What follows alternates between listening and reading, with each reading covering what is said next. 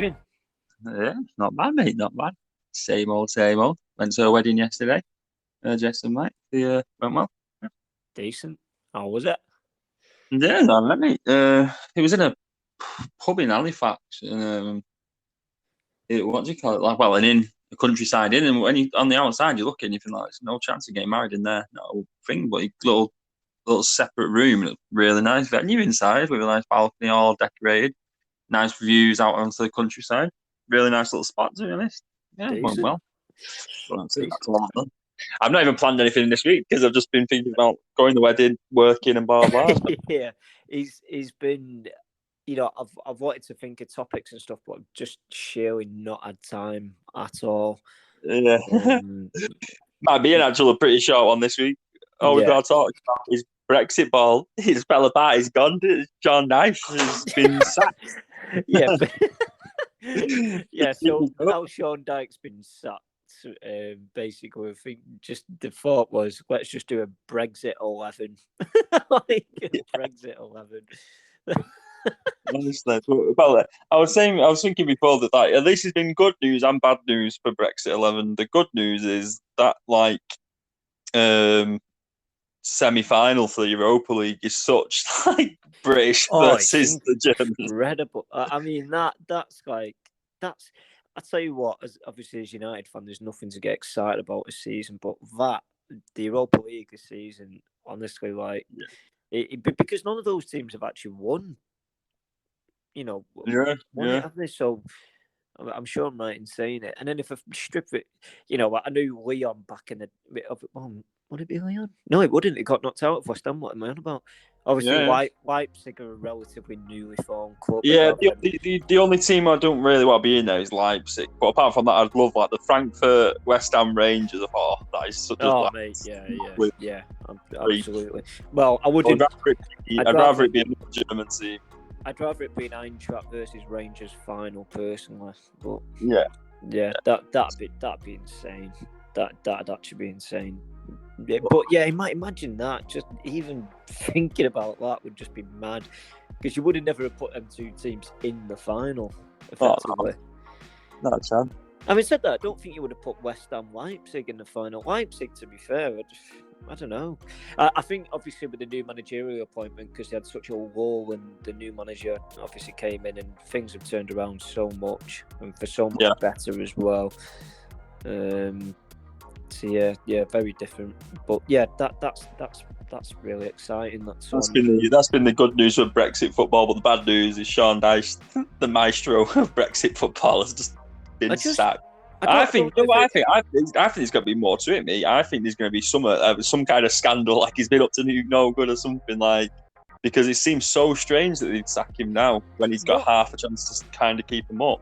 Yeah, no, but I think most teams, most people, are kind of wondering why.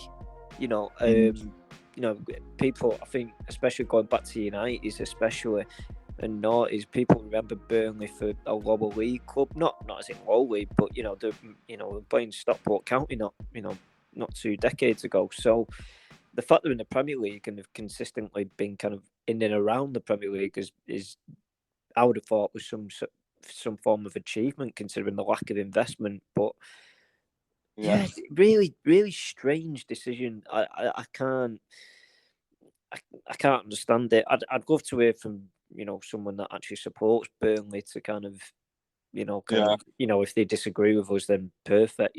Tell us why. Tell us. From what I've gauged on Twitter, every Burnley fan's kicking off with the chairman. They're either saying this is ridiculous, why have you sacked him? Or a few of them have said the same as what I've said there, that there must be something else going on behind the scenes, because they just wouldn't sack him right now. It doesn't make any real sense to sack him right now. Yeah, no, but for somebody that, he's been at Burnley now for 10 years. I read earlier. That's that's brilliant, and I think you've got that consistency for somebody that's done so well with such restrictions. Why would you?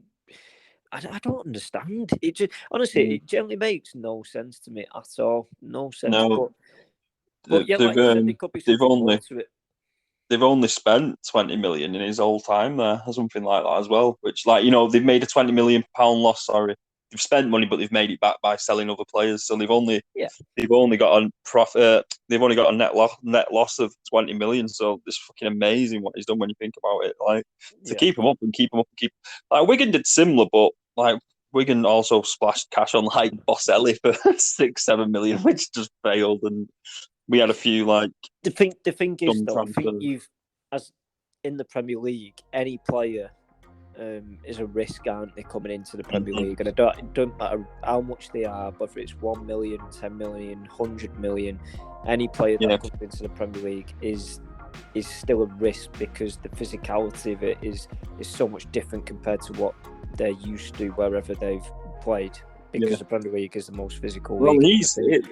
That's one for you. That Boselli, like I was saying, he was a flop for Wigan, but little thing that he did do, he scored in the FA Cup run. He scored a very important goal, like in like the third round replay against Bournemouth. But also he went on to Mexico, and I think he's like the third on the list of like all-time top goal scorers there in the whole league. He scored like over 150 goals or something for some Mexican team. So he's got on some pretty decent career, to be fair. I think all these podcasts prove is you play for Wigan, you play shite, you get moved on, and you actually do all right for yourself once you've moved on. Who was that player on about? Was it Delors? I forget. Andy Delors, Prime example. Honestly. That was I think that was the point I was making, that Andy Liddell's our all-time top goal scorer with like a pretty small amount of goals, but you do well at Wigan and a top team buys you, and if you do shit at Wigan, they end up selling you off. So it's just like you can't really win. You just got to kind of be consistently okay, and then you might be the all-time top scorer. I think Will Keane might be the closest now. I remember United signing Valencia, and that was a massive change to United. Yeah, really good player. But yeah, I don't know. Did we record after your latest fucking nightmare or before? Which is the latest nightmare? Did we talk about the Everton game when we was last on? The Everton game? No, we didn't. Actually, no. God, Jesus. Well, as much people would have seen that United also fucking lost against Everton somehow, and you've got Norwich at the weekend, so maybe you might do it all again. Well, the I think more to the point, as far as lads that actually go to United are concerned, is that another kind of organised protest has been organised tomorrow, effectively. Against Norwich? Yeah. There's going to be so many green and yellow scarves. They call it the green and yellow scarf derby.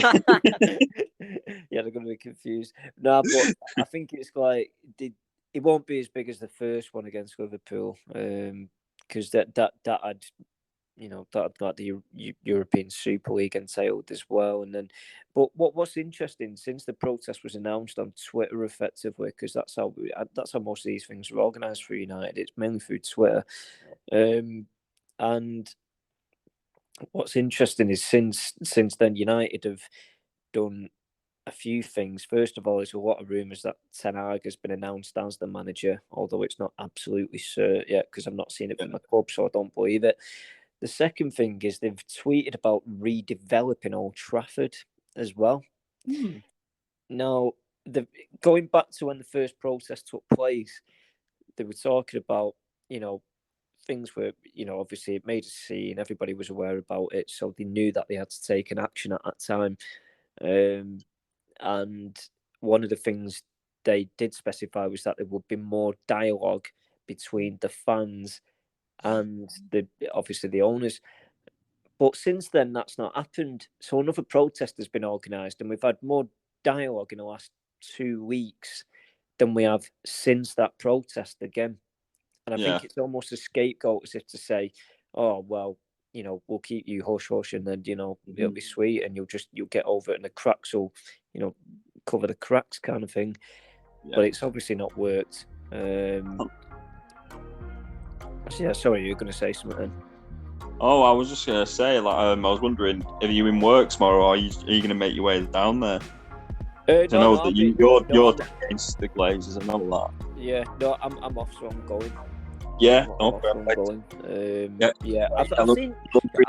do need to rectify something. I've seen a lot of people say, oh yeah, United have spent like hundreds of million on player, what have you got to complain about? Which I get that not every club has hundreds of millions to spend on players. You know, I'm not naive. I get that. But if you were, just for example, DJ, do you think of a really shit player? Just think of a terrible football player. Well, put me on the spot here. Like, I like all football players. A really shit player, I think's like good enough where to find him. Anyone. It don't matter. Just anyone. Who's Wigan's worst player right now? Whoa, we haven't got a bad player with top of the league. What are you about? Wigan's worst player right now. It's a tough one. For me, Jordan Jones wasn't very good, was he? Yeah, okay, I'll say Jordan Jones. Jordan Jones wasn't very good. United signed Jordan Jones for 50 million. Right, yeah. The point, they're missing the point. The point is, it doesn't matter how much you've got to spend on particular players. If you're recruiting wrong, then that's not a good thing. Now, this isn't just about recruitment. There's so much more to it. But the main comments I keep seeing is, oh, yeah, you've spent all this money on players, you should be doing better. Mm-hmm. Yeah, but if your recruitment's poor, you're not going to do better. So, oh yeah, I see what you're saying. You're saying like you can buy a £50 steak, but the steak might still taste like shit. So you don't really, I see what you're saying. What has that got to do with it? You know, at the end of the day, I look at other clubs as well in a similar boat. It's not just United that have got owners that are disgusting. Coventry City, I don't think get talked about enough. Mm, you know, they couldn't even play at their own ground.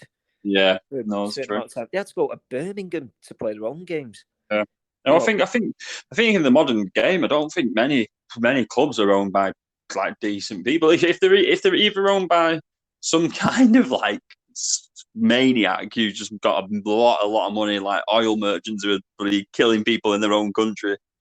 Oh, do you know what I mean? You went straight for Newcastle then and didn't describe this is what I'm saying. Like you either go for these like billionaires like that, or who've got like dirty hands kind of thing. You know what I mean? They've got their hands they're red with blood. But either that, or you've got like these kind of shifty businessmen who are making out they've got more money than they have. Like exactly who took over Wigan and put Wigan in administration was that kind of fucking dodgy bastard who was like, I've got money. And we were like, all right, sell to him. Then he was like, I've not really got money. Do you know what I always think of about? I always think of the Notts County situation with that. Yeah. I always remember that? Sol Campbell. That's so wild. They had Kasper Schmeichel in net and Sol Campbell as centre back. Fucking and Sven-Göran Eriksson as manager or something, didn't he as well? What was going on? Right. That's crazy. Yeah, it was very dodgy. But there's so much more to it. You know, they've been talking about, obviously, building a new ground for United. They've not even repaired Stretford End yet. The Stretford End's had a leak in it for God knows how long. And when it pisses down, it comes through into the stands, into the fans. You can't be doing that with like a club like United and with Old Trafford. One of the other things they've mentioned is how far behind the training ground is compared to other training grounds. Now, for me personally, I get where they're coming from. Okay, United's a world-renowned club. It should be the best state-of-the-art kind of facilities.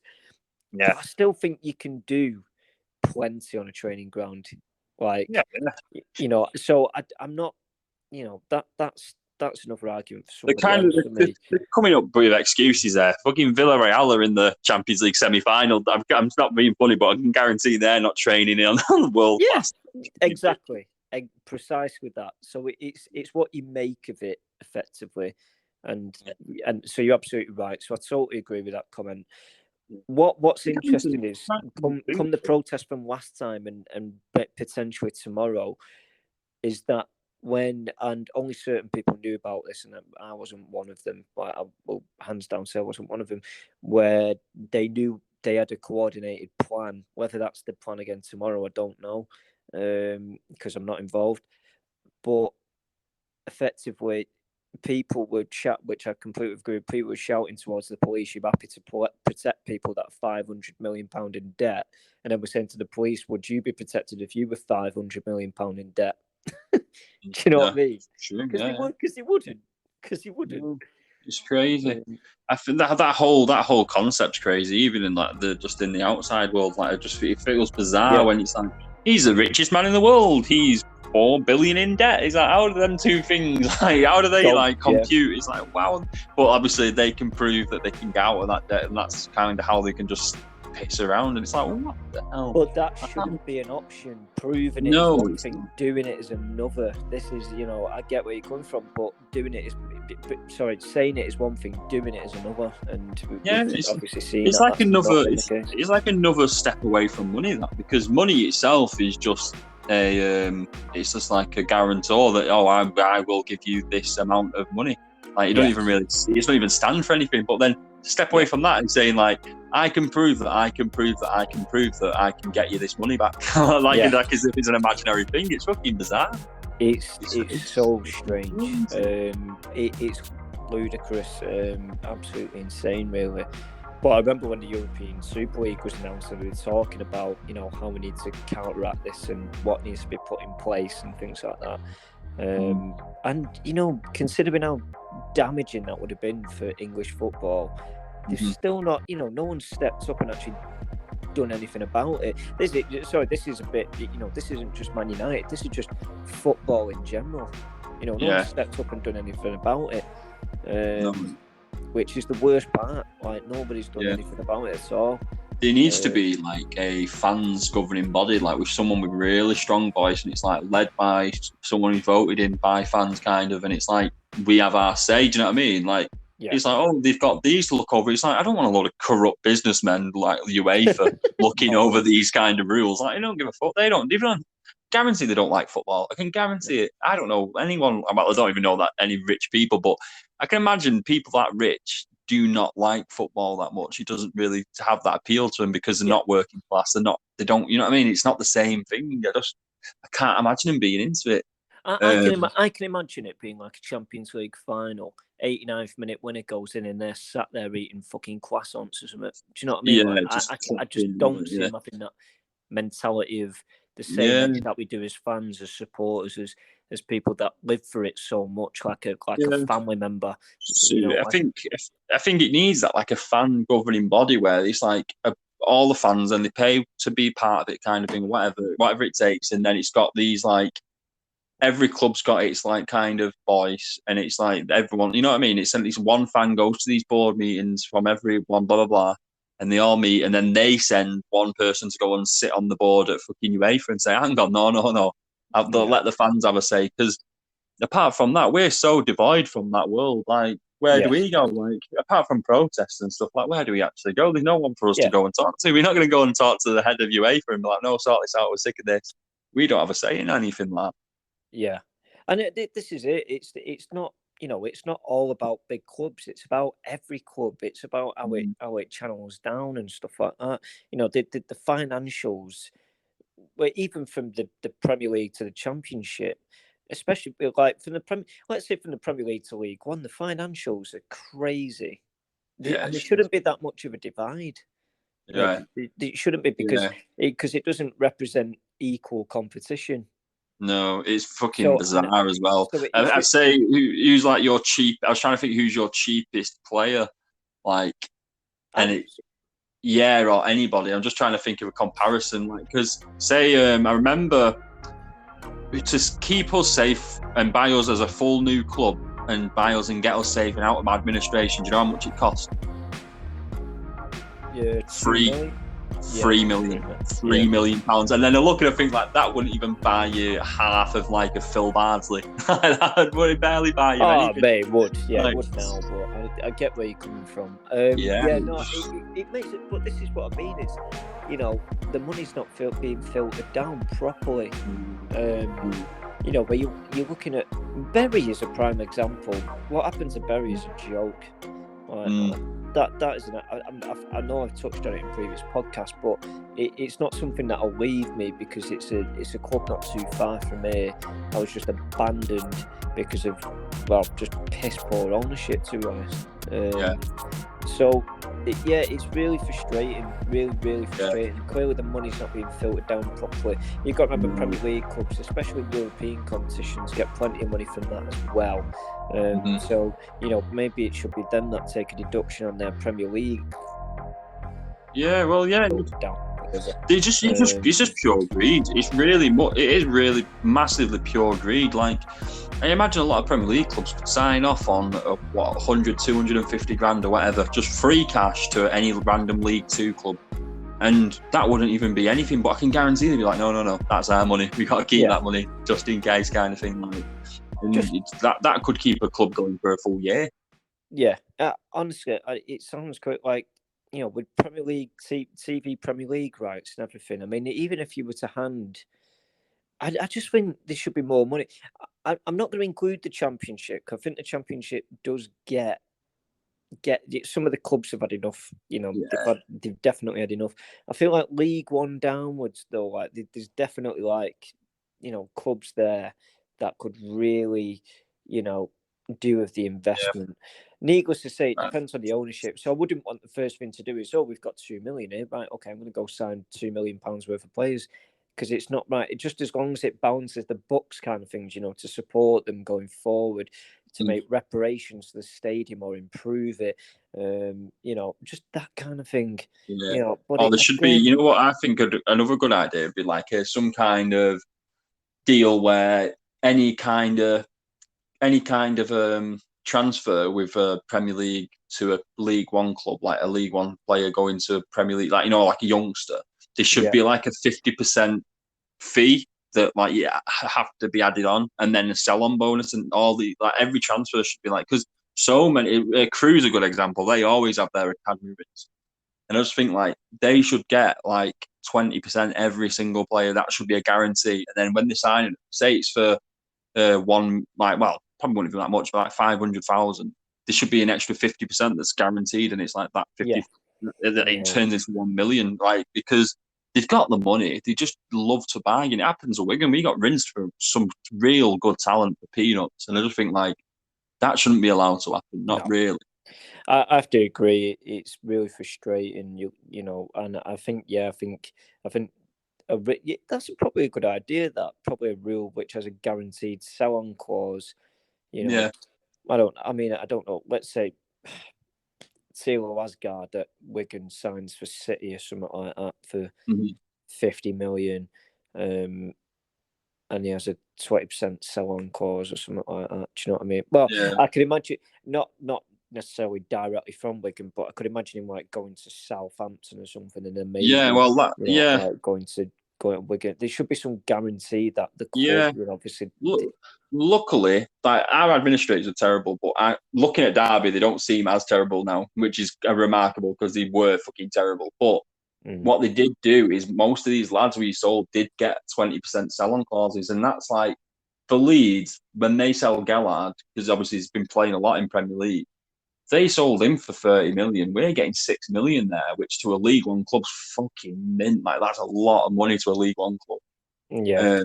That's twice the worth of the whole club, apparently. So, do you not feel that Premier League clubs avoid selling players for that exact reason, though? Because they won't get the full crop. Because that's what I mean. That's why it's annoying, is because they will just choose not to, because it's not worth as much as it is for them. Which, granted, I understand from both sides, but it's a bit.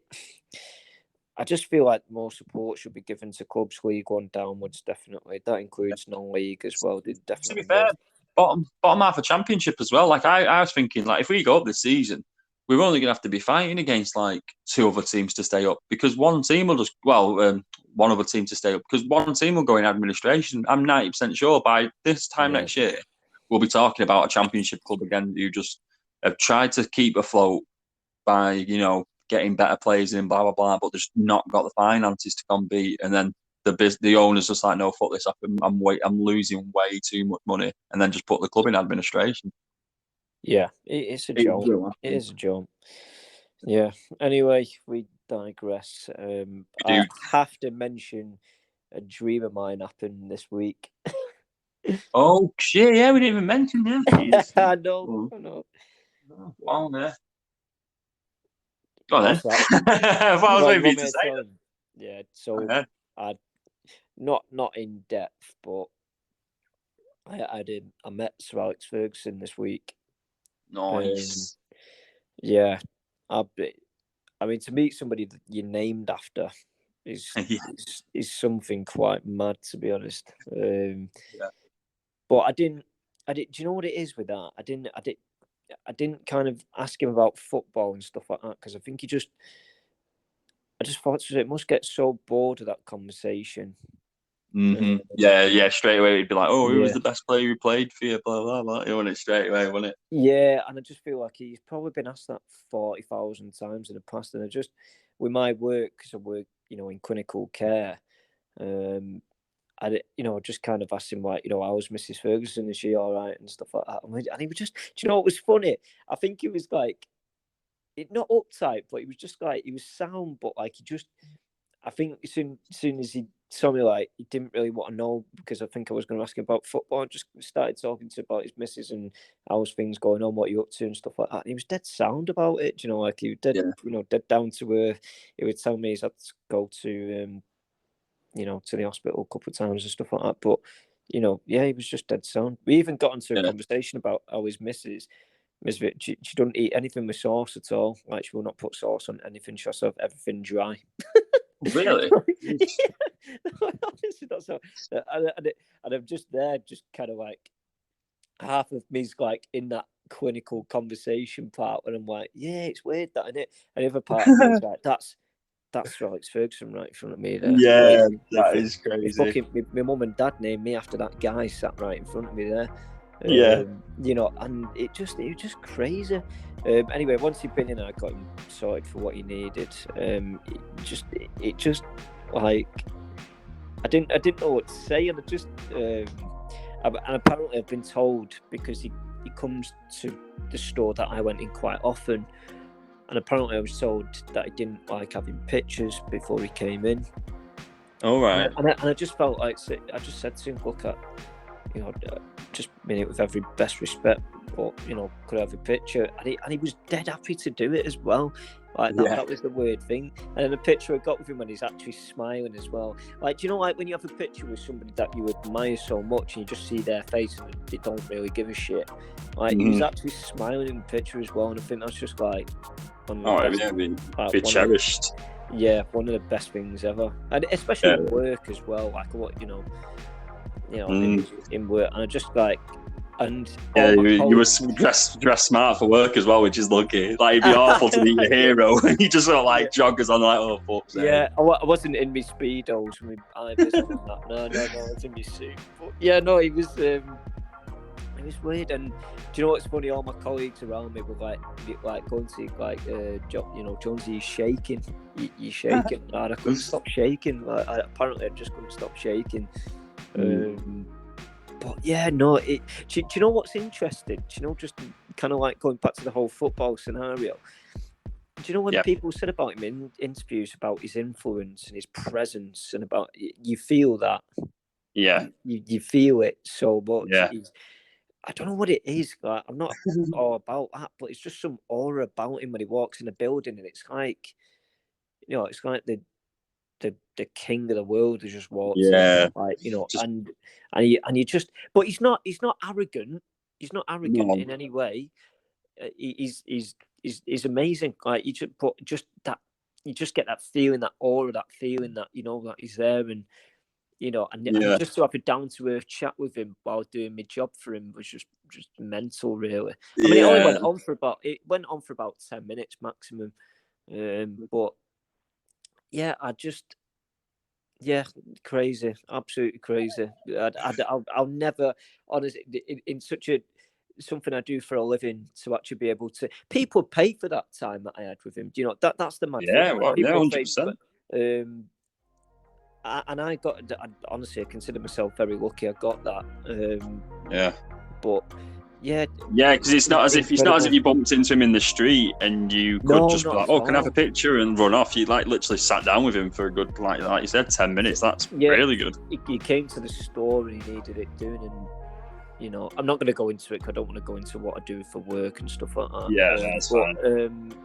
It just unbelievable. Like, just have a down to earth chat with someone that's been there and done it all, someone that you named after because of obvious reasons. Honestly, I still can't get over it now. It's like, I can tell, I can hear it in your voice that you can't get over it. I'll tell you one thing though, your missus has got the world's easiest Christmas gift. She just gets that enlarged and printed and stuff like that. It's the easiest gift ever. you know what she said to me as well? I said, she went like this. She went, we've only got one picture up, but it's not really of us two, is it? It's like, and I feel like you're going to get that picture framed before you get a picture of us framed. It's like, you fucking two, I am. Like, it was in my life before you. So, I said, listen, so we'll do it at the same time. So, yeah, we'll do it at the same time. Oh, it's nice. It's nice to hear that someone's met the heroes and it's ended up being a decent guy. Mate, just really down to earth, you know. But I've heard this before from other people, you know, some of my mates from United as well. Like they've spoken to him in the past, and yeah, obviously, and they've said he's dead down to earth. But you always see it as, you know, they're your mates. They just had a lucky chance. You know, I never thought I'd myself so lucky to get that. And yeah, just, you know, mesmer. Honestly, for the rest of that day, I just had a buzz about me the whole time. I didn't stop shaking though. That's all. They were all saying at the end of the day, Jesus, Alex, she's still shaking. I was like, I can't imagine meeting any of my heroes. I can't really think of anyone I'd meet and be like, I've met quite a few celebrities, but Shana. Like I said, Paul Shana, if he comes in, I'm like, you know, Paul Shana. But even then, I don't think he'd have like a blue and red mohawk or something like that. Yeah, he probably would. I've met a few people. I think the only person I met and I thought, like, God, he seems like a bit of a dick, was fucking hell, what's he called? Tingy Strider, I think it were. I just walked past him, and he's just walking past, and I was like, "Oh, that's Tingy Strider. He's small," and he was actually small. He was like about 5'0". I couldn't believe how short he was. Giving yourself a name like that, I mean, it says it all. I tell you, I've seen one tonight, and it was in the Arndale actually. I saw Andy Flintoff once in the Arndale. Oh yeah, and he came across a bit of a dick. Now that's really harsh because I've probably seen him twice now, but yeah, he's just never really come across as like, oh, I'm not getting paid for this, right? I'll fuck it off. I'm not doing it. Do you know what I mean? I feel like he's the kind of person that if he's going to be doing something, he has to get paid for it. But again, could be really harsh. He might just but he's always that's the way he's come across to me personally. But that this week, oh my God, something else, honestly. Right, shall we move on to our Brexit 11? And yes, the main event. I've got no idea. No, we'll have to discuss it because I've not even thought of any either. As well, we've got to play formation. What are you thinking? Good old 4-4-2, and it's not even up for debate. Like that's not right. So it's got to be British players, retired and still playing, yeah, or just still playing. No, still playing because retired. I feel like we'll do retired, and then people just know 10 times more than we will, and that's not really what I want. So no, still playing. Right, we're only allowed a maximum of 3 Burnley players. To be honest, I wouldn't really go mad for them kind of players. To be fair, like, you know, if you're saying British, but yeah, we'll do it together then, because I think doing a separate one would just take ages, and some players were in. Do you know? I'm trying. Honestly, I can't think of one player right now. The only player I can think of right now is Charlie Adam in midfield. I know he's still playing Scottish football. I think the centre midfield would be Scott Brown and Charlie Adam. Oh. that is Brexit in a nutshell. Okay. I can work with that. Well, they've been sorted anyway. Right, we need to start from the back anyway, don't we? You can't start from midfield. Goalkeeper. I can't think of a proper Brexit goalkeeper who's just like a filthy little pig. You'd expect him to be living on benefits if he wasn't playing football. Yeah. I keep thinking of that fat swat that was in that for Sutton United that could have played against Arsenal. Jeez, yeah. I can't remember what he's called though. No. I can't really think. I always think goalkeepers are a bit like soft and a bit nice. You know what I mean? I always think of them being a bit like, don't know, because they're tall. I don't think you never really think of tall people like that. You always think of them like a bloody Steve Merchant. They're just like tall and dead, like happy. I might go with Jordan Pickford actually. To be fair. Yeah, he looks. Yeah, no, that's probably the best shout. He actually is. Yeah. He actually he's the only one who looks a bit scrappy. Yeah. Yeah. Yeah. Okay. Yeah. Michael Pickford's a Goldchurch. shout. I don't know why. As soon as I think of Brexit football, but I just think of bald players and try and find bald football players. I don't know why. Just instantly go for the baldness. No, but I think going up for Brexit football. I think right back. I want to go. Said it before. He still Yeah, exactly. I think it was already in my head. Yeah, Phil Bardsley's got to be like he's the most Brexit-looking guy. Yeah. Centre back. Now, I have a. Who was that big-looking player that used to play for Luton? Do you remember? He had like grey hair, but he was still getting about. Like he just looked like he was well past it. Yeah. Yeah, he was pretty big as well, like fat, like not muscular. Oh, like were he a striker though? I thought he was a striker. Oh, was he? Oh, yeah. He was fat though. He was fat, but I'm sure he was a striker.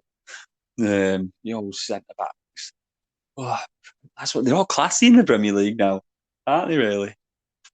I always think when I'm trying to think of a centre back, some fucking shit house, but they're all pretty classy. They're all good, a little good touch. Maybe think Scottish. Who's Scotland's centre back? They're awesome. Scott McKenna. Scott McKenna, yeah, he is. He's a no-nonsense centre back. Yeah. You know what I was thinking of as well? I know he's Irish, but what's he called? Duffy from Brighton. He just looks like a filthy animal. Yeah. I mean, he's Irish, so he can't really. Yeah. Like when I'm thinking of defenders, I'm thinking of anyone who would think get the man and the ball, just fucking kick through everything. He emulates that. Yeah, definitely. So Scott Duffy and Phil Jones. There you go. Oh, Phil Jones. Yeah, Duffy Jones. Oh, right, yeah, Phil Jones is perfect for that. Let's assume that to the team. Both fucking scrappers. What a team this is. Pickford, Bardsley, Jones, Duffy. Who've we got left back? Oh, God, left. Paul Konchesky. Oh, actually, no, he's retired. We can't do that. I tell you what, he'd be such the shout, though, wouldn't he? That bald little head looks like a little fog. He looks like he'd carry a knife with him. Can we have that? No, we can't. No, he's retired, isn't he? Paul Konchesky. Yeah, well, only just as well, I think. I think he played somewhere daft, didn't he? I think he played somewhere for a few years. Oh, gosh, what a left back. Maybe Scottish again. Now that Robertson and Thingy, Tierney, can't really think of them. Just too good. Too good at football, really, to be classed in this team. Yeah. We're not, quality doesn't come to mind when I think of Brexit football, to be honest. It's got to be. Just about who's like daft and just. He would just get to the byline, put a cross in, like without even looking. Just no messing, no oversteps. Yeah. There's no frills in this team, no flair.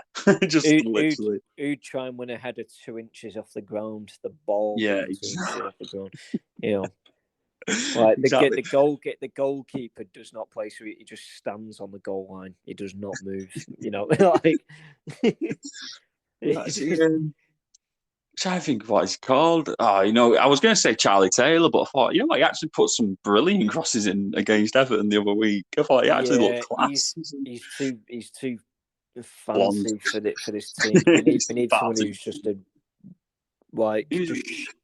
looks for the simple pass, doesn't play any decent crosses. Very. When it comes to tackling, absolutely. But I mean, Aaron Wan-Bissaka does fit this bill perfectly, but I'm not going to put him in because we've already got Phil Bardsley. And the thing is, you've got to think. So far, I think we've named 4 people who'd probably vote for Brexit as well. And they've been all voted. I don't think Wan-Bissaka would have been. To be honest. Left backs is so hard to think of. Do you know? I bet somebody listens to this screaming at us like, "Are you fucking thick?" Like, sad. God. I don't know. I'm stumped, honestly. Left backs are a tough one because they're always going to be. Because we're struggling and we're trying to keep this to a minimum, aren't we? So Paul Konchesky's recently retired. We're going to have one retired player. Fuck it. We're going to bring him back. Going to bring him back for a second. Midfield, we've already got Charlie Adam and Scott Brown. We could even play a 4-5-1 because that's pretty Brexit. That's boring, isn't it? So that's Brexit because I'm thinking John Joe Shelby has a place in that. That is very true. Yeah, he'd be perfect. Like, yeah, John Joe Shelby, centre mid. Like, yeah, them three, all three centre mid. Pretty Yeah. Brexit looking. Yeah, that's proper, absolutely Union Jack kind of shit. Wingers, this is going to be pretty hard because you never really get kind of like, I don't know, rough wingers. They're not anymore. Yeah, wingers are usually more flamboyant, aren't they? Yeah. God, fucking damn it.